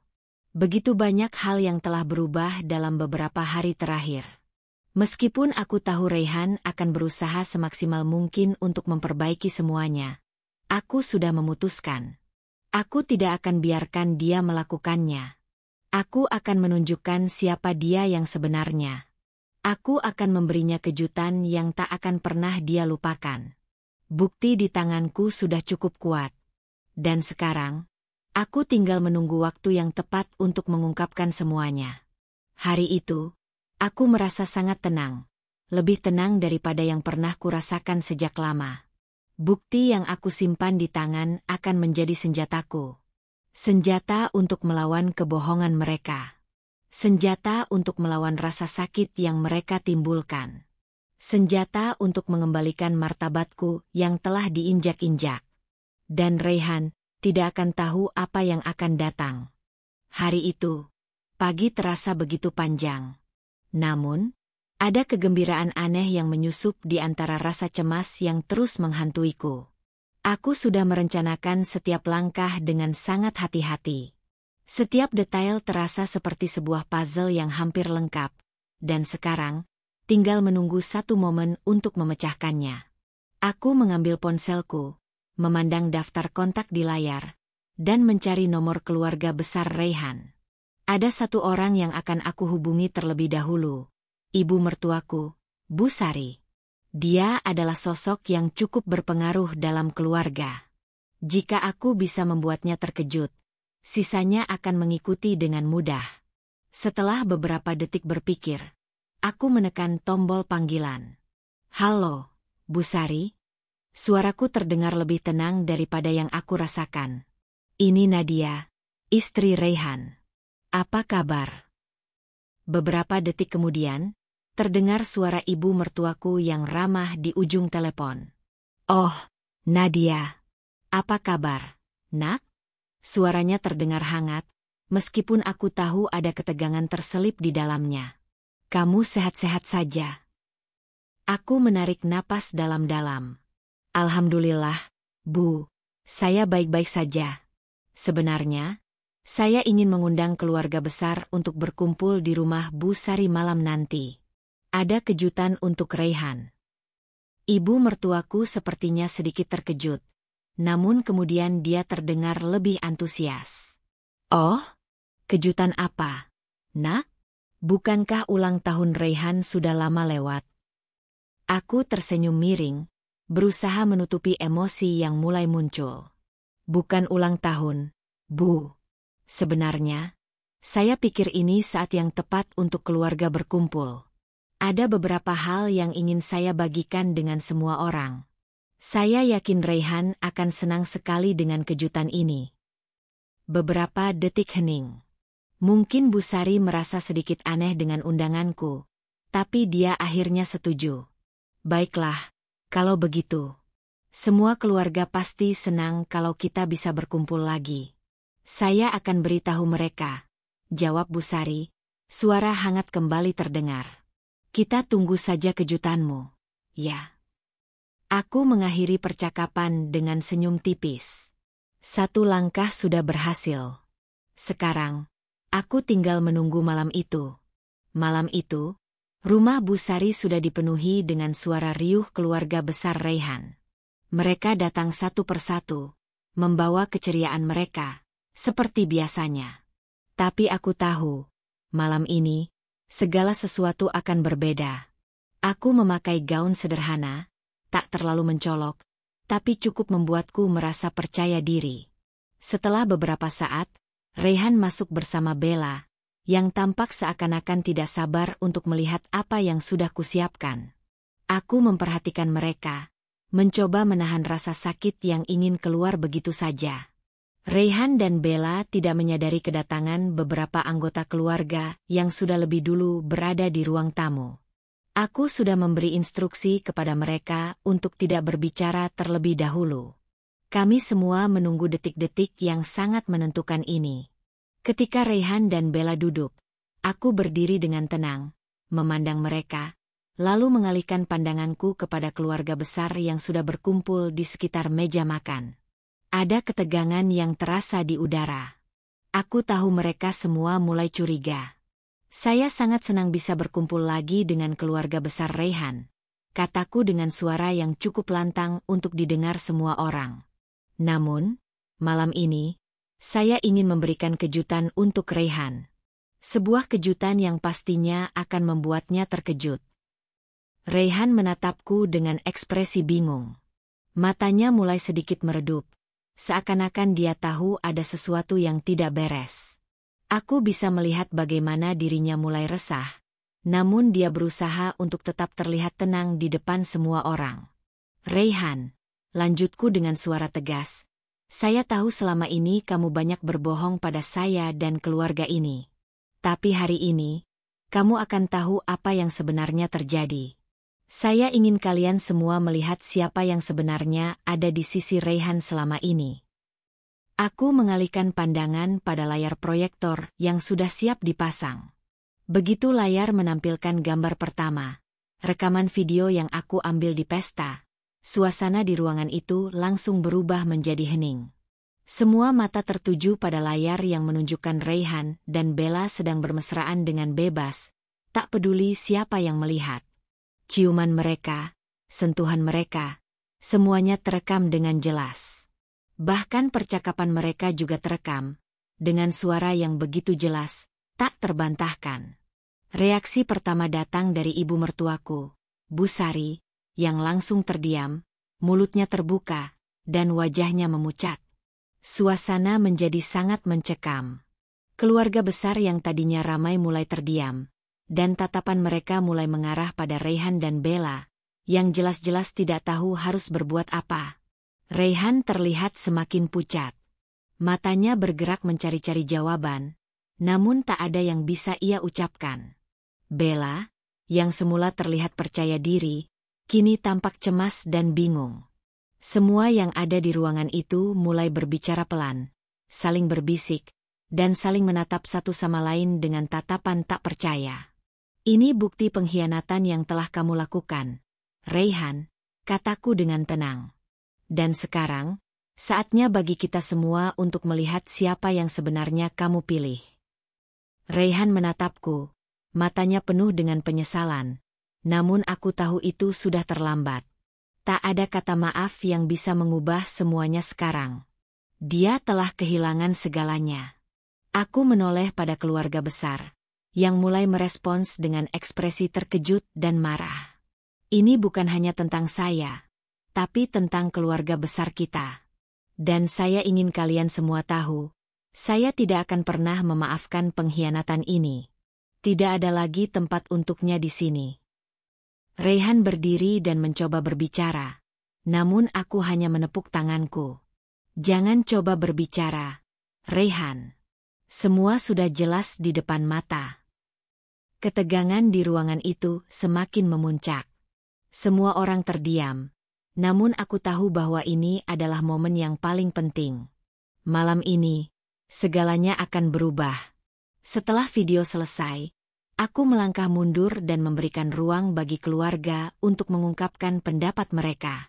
Tapi aku sudah tahu, tak ada lagi yang akan membela Reyhan. Dan dengan satu kejutan besar ini, aku akhirnya mendapatkan apa yang pantas aku dapatkan. Aku telah membalikkan segala sesuatunya. Dengan kejutan ini, aku merasa telah memperoleh kembali kontrol atas hidupku. Kejutan ini adalah akhir dari perjalanan panjang yang penuh dengan pengkhianatan. Dan kini aku siap menatap masa depan tanpa rasa sakit yang mengikatku lagi. Reyhan mungkin merasa kehilangan, tapi aku lebih memilih untuk memeluk kebebasanku. Dan malam ini, kebebasan itu terasa sangat manis. Keheningan yang mencekam menyelimuti seluruh ruangan. Tidak ada yang berbicara, bahkan bisikan kecil pun tak terdengar. Semua mata tertuju pada layar proyektor yang menampilkan gambar-gambar jelas dan tak terbantahkan. Reyhan, suamiku, sedang bermesraan dengan Bella, wanita yang selama ini dia sembunyikan dari aku, dari keluarga ini. Tindakannya tak hanya menghancurkan pernikahanku, tetapi juga kepercayaan yang telah dibangun bersama keluargaku. Aku menatap wajah mereka satu persatu, berharap bisa menangkap reaksi mereka. Ibu mertuaku, Bu Sari, tampak tercengang. Matanya terbuka lebar, tak percaya dengan apa yang dia lihat. Di sebelahnya, Beberapa anggota keluarga lainnya mulai terlihat gelisah, beberapa berbisik pelan, dan beberapa lainnya hanya terdiam, seolah tak tahu harus berkata apa. Mereka semua terperangah, menyaksikan kenyataan yang tak pernah mereka duga sebelumnya. Raihan, yang awalnya merasa tenang, kini berubah pucat. Wajahnya menegang, tangannya terlihat gemetar, dan matanya tak berhenti berputar mencari jalan keluar. Dia menatapku dengan tatapan penuh ketakutan, seolah berharap aku akan memberi penjelasan, atau bahkan menarik kembali video itu. Namun aku hanya diam, menatapnya dengan tatapan yang jauh dari rasa sayang yang pernah ada di antara kami. "Sampai kapan kamu akan berbohong, Raihan?" Tanyaku dengan suara yang sengaja aku buat sekeras mungkin, memastikan setiap kata terdengar jelas oleh setiap orang di ruangan itu. Raihan membuka mulutnya, mencoba berbicara, namun kata-kata tidak bisa keluar. Suaranya tercekat, tubuhnya gemetar. "Nadia, itu bukan yang kamu pikirkan. Ini, ada penjelasan." Suaranya terbata-bata, dan aku bisa melihat bahwa dia mulai kehilangan kendali atas situasi ini. Aku tidak memberi kesempatan baginya untuk melanjutkan. "Penjelasan? Apa yang bisa kamu jelaskan, Raihan? Apa yang bisa kamu katakan setelah semua ini terungkap?" Aku menunjuk layar, menunjukkan kepada semua orang, bukti yang sudah tidak bisa dipungkiri lagi. Raihan menatap layar, wajahnya semakin memucat. Di sana, jelas terlihat bagaimana dia dan Bella berbicara mesra, tertawa bersama, bahkan saling berbagi ciuman di pesta yang katanya akan dia hadiri sendirian. Keduanya tidak menyadari bahwa setiap momen itu terekam dengan jelas. Tiba-tiba, suara ibu mertuaku memecah keheningan. "Apa ini, Raihan? Apa yang sedang kamu lakukan?" Suaranya bergetar, marah dan penuh kekecewaan. Wajah Bu Sari sudah memerah, matanya berkaca-kaca. "Dan ini, Bella? Kenapa kamu tidak mengatakan apa-apa padaku tentang hubungan ini?" Bella, yang awalnya duduk di samping Raihan, kini terlihat tak nyaman. Wajahnya memerah, mulutnya terkatup rapat. Dia tidak tahu harus berkata apa. Semua yang ada di ruangan itu mulai menatapnya dengan tatapan tajam, penuh kebingungan dan kemarahan. Raihan menundukkan kepalanya. Tak ada lagi kata-kata yang bisa ia ucapkan. Semua yang dia lakukan sudah terungkap, dan di hadapan keluarganya, dia tidak bisa lagi menyembunyikan kebohongannya. Saya tidak tahu apa yang harus saya katakan, Bu." Raihan akhirnya berusaha menjelaskan, suaranya hampir tidak terdengar. "Itu tidak seperti yang kamu lihat. Saya tidak bisa menjelaskan semuanya sekarang. Aku bisa merasakan amarah mulai membakar tubuhku. Sudah cukup. Aku sudah lelah mendengarkan alasan dan permintaan maaf yang tak pernah berhenti. Semua itu hanyalah kata-kata kosong yang tidak pernah berubah, dan aku sudah tidak peduli lagi. Raihan," kataku dengan suara tegas, menahan marah, "sudah cukup. Kamu telah mengecewakan aku, mengecewakan semua orang yang mencintaimu. Dan sekarang, di hadapan keluargamu, kamu tak bisa lagi melarikan diri." Aku melihat keluarga besar Raihan yang mulai berbicara satu sama lain. Beberapa tampak marah, beberapa lainnya hanya terdiam, tidak tahu bagaimana seharusnya mereka bertindak. Tapi aku tahu, malam ini, aku tidak sendirian. Aku tidak perlu membela diriku lagi. Semua orang sudah melihat kenyataan yang selama ini disembunyikan. Ibu mertuaku akhirnya berdiri, wajahnya penuh kemarahan. "Kamu tahu, Raihan, aku sudah merasa ada yang aneh belakangan ini, tapi aku tak pernah menyangka ini akan terjadi. Aku tidak bisa percaya ini semua." Raihan hanya bisa diam, matanya terlihat kosong. Semua perkataannya terasa sia-sia, seperti angin yang berlalu begitu saja. Sementara itu, Bella terlihat semakin terpojok. Dia bangkit dan hendak pergi, tetapi mataku terkunci padanya. Aku berjalan mendekat, dan di hadapan semua orang, aku bertanya dengan suara yang dingin dan penuh penekanan. Jadi, kamu juga tidak punya rasa malu, Bella? Kamu pikir, bisa begitu saja merebut apa yang menjadi milikku? Aku bisa merasakan kepedihan di hatiku, tapi aku tahu ini adalah saat yang tepat untuk melawan. Tidak ada lagi air mata. Bagaimana rasanya sekarang? Apakah Reyhan layak untuk kamu? Bella menatapku dengan tatapan bingung dan cemas, namun tidak bisa menjawab. Dia tahu bahwa dia tidak memiliki alasan untuk membenarkan perbuatannya. Semua yang dia lakukan sudah terlihat oleh seluruh keluarga Reyhan. Malam ini, bukan hanya Reyhan yang hancur, tetapi juga dirinya. Aku menatap mereka berdua dengan tatapan yang tajam. Tidak ada lagi rasa kasih sayang. Aku sudah cukup menderita. Aku sudah cukup terluka oleh pengkhianatan ini. Dan malam ini, semuanya berubah. Keheningan yang mendalam mengisi ruangan setelah percakapan itu. Reyhan tampak terperangkap dalam kebohongannya sendiri, sementara keluarga besar mulai berbicara di antara mereka. Aku bisa melihat tatapan kecewa di mata mereka, beberapa wajah yang penuh dengan kemarahan. Ibu mertuaku tidak bisa menahan diri lagi. Saya tidak tahu harus berkata apa lagi. Reyhan, katanya dengan suara pecah. Kamu menghancurkan semuanya. Kamu sudah membuat kami semua malu. Dengan tatapan penuh penyesalan, Reyhan hanya bisa menundukkan kepalanya. Tidak ada lagi ruang untuk pembelaan. Aku berdiri, menatap layar proyektor yang masih menampilkan gambar-gambar yang tak bisa diubah lagi. Begitu banyak kenangan yang sudah hancur. Begitu banyak harapan yang telah dipatahkan oleh kebohongan dan pengkhianatan. Namun, disinilah aku, dalam posisi yang tak pernah kubayangkan sebelumnya. Kekuatan itu kini ada di tanganku. Ini adalah akhirnya, kataku dengan suara yang berat, namun mantap. Dan saya sudah cukup. Setelah kejutan besar yang Nadia berikan, keheningan di dalam ruangan itu terasa semakin menyesakan. Semua mata tertuju pada Reyhan yang berdiri dengan kepala menunduk. Tubuhnya gemetar seolah tak bisa lagi menghadap kenyataan. Namun yang lebih mengiris hati adalah reaksi keluarga besar Reyhan yang mulai menunjukkan kekecewaan yang mendalam. Ibu mertuaku, Bu Ratna, yang sebelumnya selalu tampak tegar dan penuh kasih sayang, kini duduk di kursi dengan wajah pucat. Air matanya menetes perlahan, tak terbendung.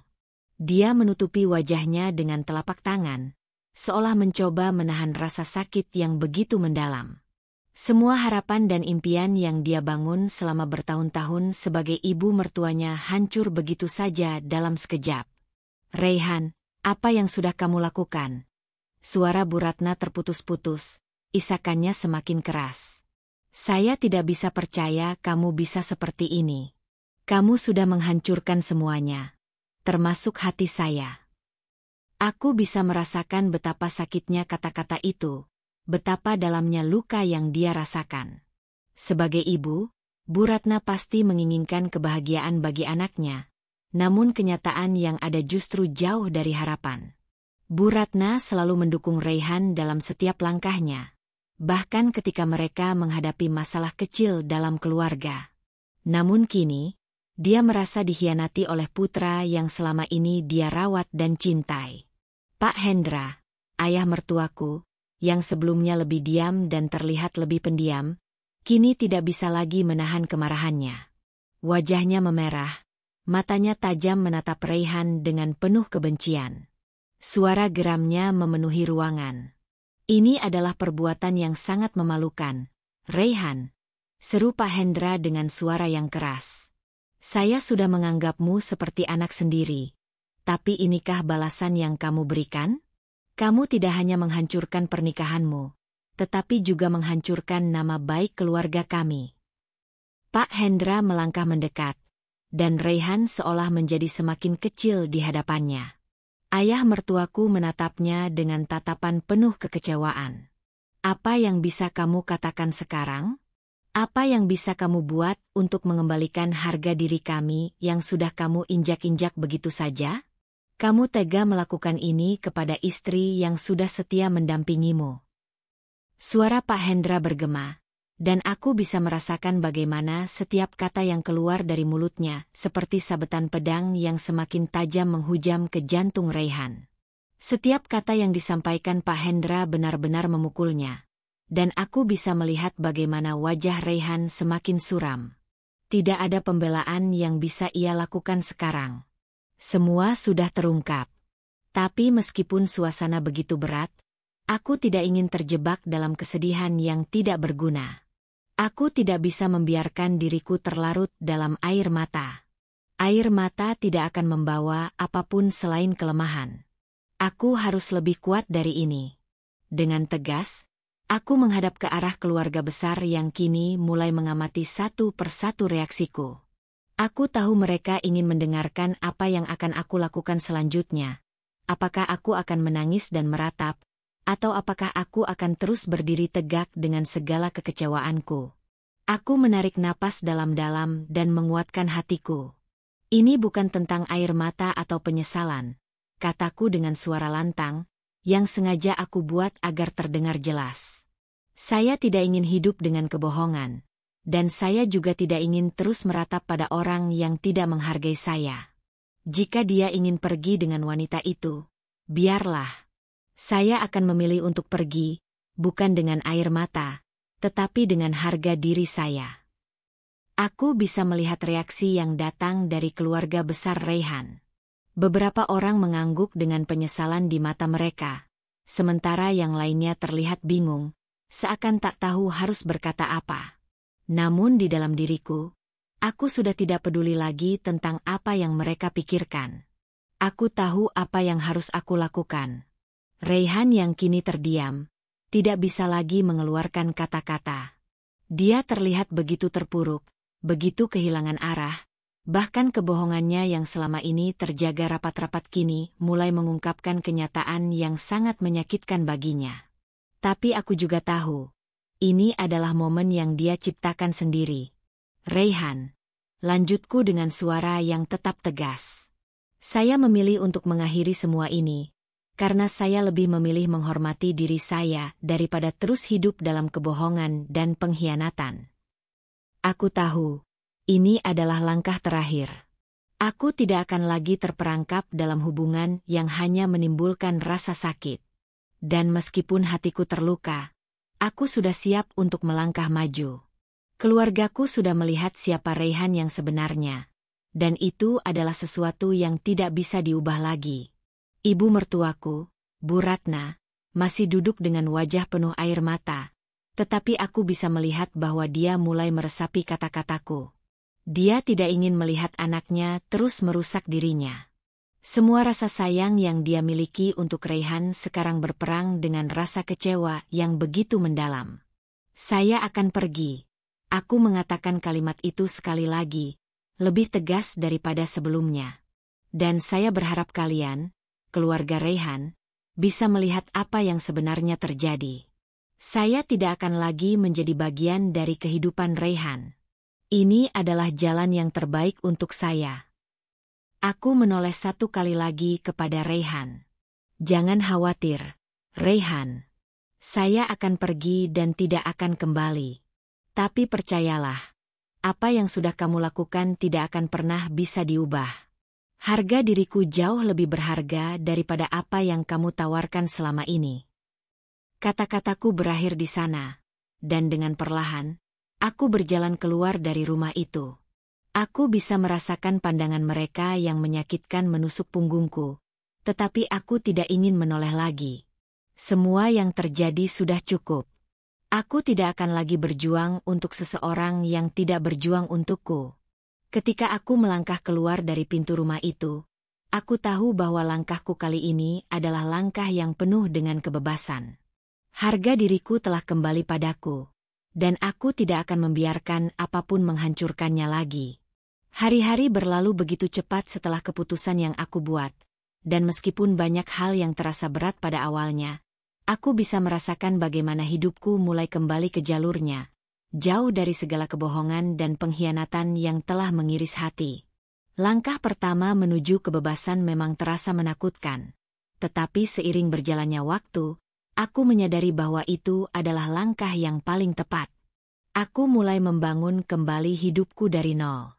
Setelah berpisah dari Rayhan, aku menyewa sebuah apartemen kecil yang sederhana, tempat yang tenang di mana aku bisa lebih fokus pada diriku sendiri. Tidak ada lagi kebohongan, tidak ada lagi ketegangan yang mengikat setiap langkahku. Semua terasa begitu bebas. Aku melanjutkan pekerjaanku yang sempat tertunda selama aku terjebak dalam pernikahan yang tidak sehat. Dunia desain interior yang sempat aku tinggalkan kini menjadi hidupku kembali. Aku merasa penuh gairah untuk berkarya.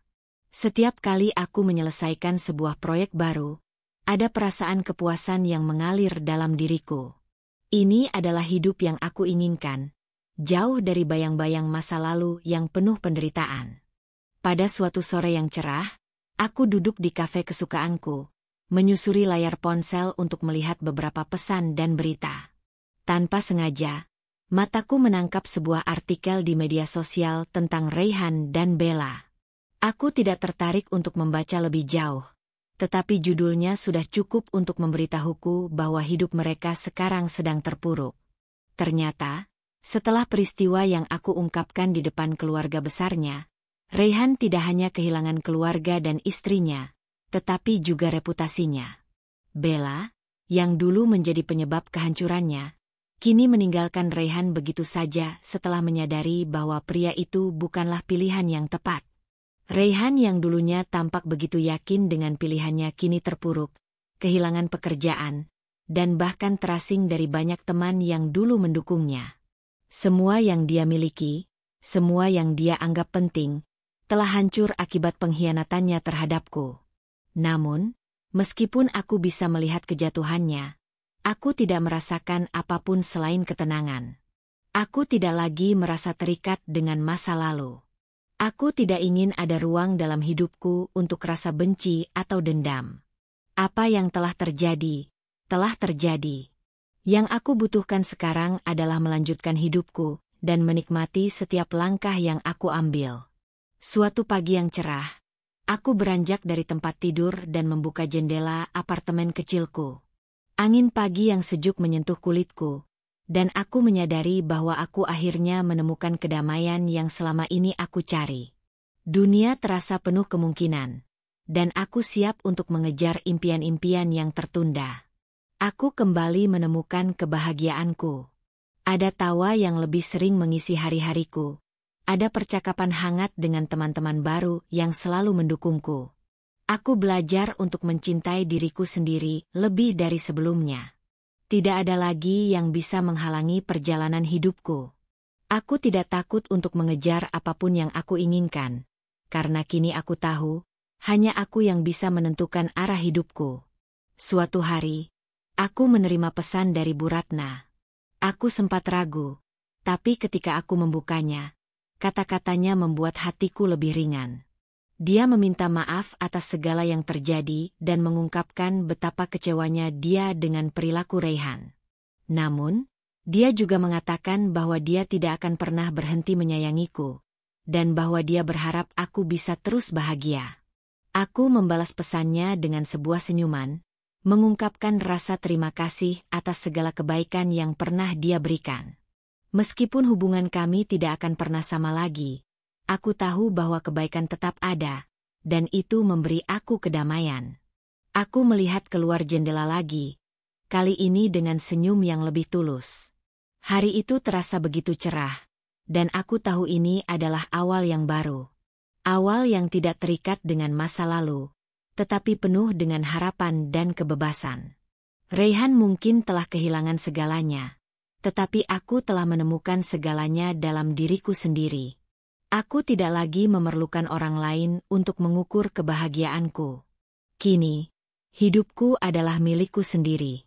Dan aku siap untuk melanjutkan perjalanan hidupku dengan kekuatan baru, lebih mandiri, dan lebih bahagia dari sebelumnya. Terkadang, dalam hidup kita menghadapi situasi yang sangat sulit, bahkan penuh dengan pengkhianatan yang bisa membuat kita merasa hancur. Namun, Ingatlah bahwa kebahagiaan sejati datang dari dalam diri kita sendiri. Kita tidak perlu bergantung pada orang lain untuk merasa utuh. Selalu hargai diri kita, jaga harga diri, dan percayalah bahwa setiap langkah yang kita ambil menuju pemulihan akan membawa kita ke arah yang lebih baik. Keberanian untuk meninggalkan masa lalu dan memulai hidup baru, meski terasa sulit, adalah langkah yang penuh kekuatan. Jangan pernah biarkan apapun atau siapapun merampas kebahagiaanmu. Kamu lebih kuat dari yang kamu kira, dan masa depan yang lebih cerah selalu menantimu. Terima kasih telah menyimak kisah ini. Semoga cerita ini memberikan inspirasi dan semangat untuk terus melangkah meski dalam masa-masa penuh tantangan. Ingatlah bahwa kamu tidak pernah sendirian dalam perjalanan hidup ini. Selalu ada harapan di ujung jalan, dan kebahagiaan yang sejati menanti mereka yang berani berjuang untuk diri mereka sendiri. Salam hangat untukmu, dan semoga setiap langkah yang kamu ambil membawa kebahagiaan dan kedamaian.